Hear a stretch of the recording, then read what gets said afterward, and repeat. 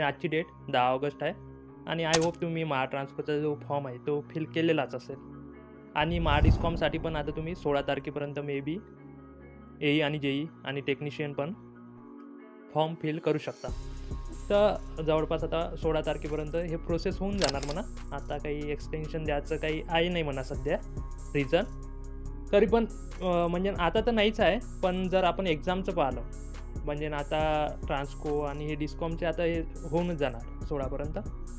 तरी फायनली सांगू नाही शकत होणारच, म्हणजे काही माझ्याकडे एवढी काही माहिती नाही आहे म्हणजे आता पुढे एक्सटेन्शन वगैरे भेटेन असं काही. फक्त सांगून आलो माझ्या अंदाजानुसार. तर तुम्हाला जर वाटत असेल तर तुम्ही रिसीव करा, नाही तर द्या सोडून. तर आता मेन गोष्ट हे आहे की आता तुमचा फॉर्म तर भरणंच झाला आणि कसं राहते की ह्या ज्या रिक्रुटमेंट आहे ह्या इलेक्शनच्या मुळेच आलेल्या आहे. तर मग त्या इलेक्शनच्या आधी कंडक्ट होणं मॅन्डेटरी आहे. मॅन्डेटरी इन द सेन्स त्या आल्याच त्याच्यासाठी आहे. तर मग ते आता कंडक्ट होऊनच जाणार. तर मग ते कधी होणार, तर माझ्या हिशोबानं पुन्हा सांगून देतो, तुम्हाला गृहीत धरायचं असेल तर धरा, नाही तर द्या सोडून.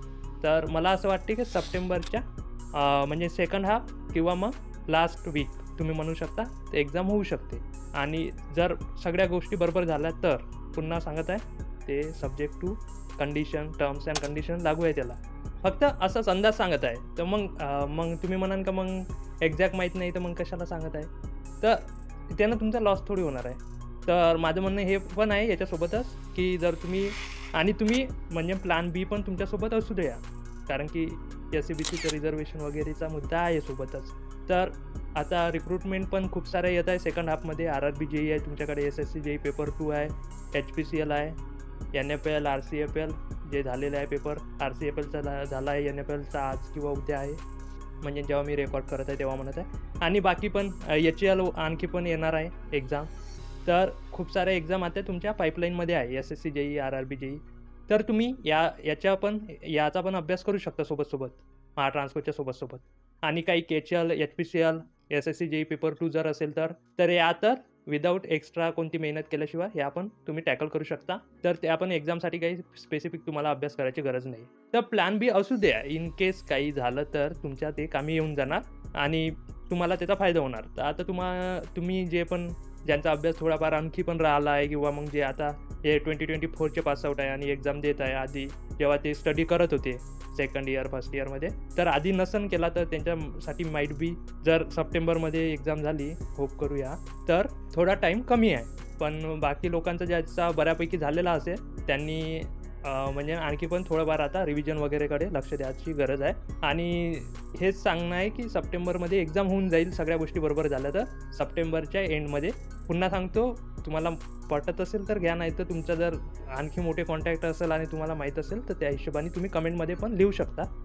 मग तेच बाकी मुलांना पण माहीत पडून जाईल की कधी होणार आहे. पण माझं म्हणणं आहे की एका एक्झाम पुरतं न राहता ज्या सेमच अभ्यासक्रमानुसार किंवा सिलेबसनुसार आहे त्या पण तुम्ही देत चाला. म्हणजे कसं राहते, तुम्ही रनिंगमध्ये राहता. आता एवढ्या मधात जर जेवढ्या एक्झाम झाल्या त्या जर तुम्ही दिल्या असत्या तर थोडाफार तुम्हाला एक्सपिरियन्स पण येऊन जात होता. ॲक्च्युअल एक्झाममध्ये तुमचा किती स्कोर येत आहे त्याचा जो कॉन्फिडन्स आहे तो वेगळाच राहते रॅदर दॅन टेस्ट सिरीजचा कॉन्फिडन्स. पण आता तुम्ही एक्झाम दिल्या नाही तर मग तुम्हाला टेस्ट सिरीजच्या ज्या स्कोर आहे, रँक आहे त्याच्यावर डिपेंड करावं लागेल. पण ॲक्च्युअलमध्ये जेवढा स्कोर येते तर मग कट ऑफच्या किती मागे आहे तुम्ही, आणि जर सिलेक्ट झाला तर मग तो वेगळा कॉन्फिडन्स. तर ह्या गोष्टी मॅटर करते. तर ज्या पण मिडमध्ये एक्झाम होत आहे, जसं HPCLची तर आताच आहे लागू, काही लोकांनी RCFL पण दिला असेल, NFLचा पण असेल काही लोकांचा, आणि SSC JEE पेपर 2 पण आहे, त्याची डेट यायची आहे पण तो पण आहे, आणि HPCL पण आहे. तर या 4 एक्झामचा सेमच सिलेबस, काही एक्स्ट्रा मेहनत नाही, तर होऊन जायला पाहिजे जर तुमचा अभ्यास बऱ्यापैकी चांगला असेल तर तेच तुम्हाला हे गोष्टी सांगायच्या आहे. थोडाफार आता आणखी स्पीडअप करा तुमची प्रिपरेशन, कारण की इलेक्शनच्या आधीच व्हायला पाहिजे ना एक्झाम.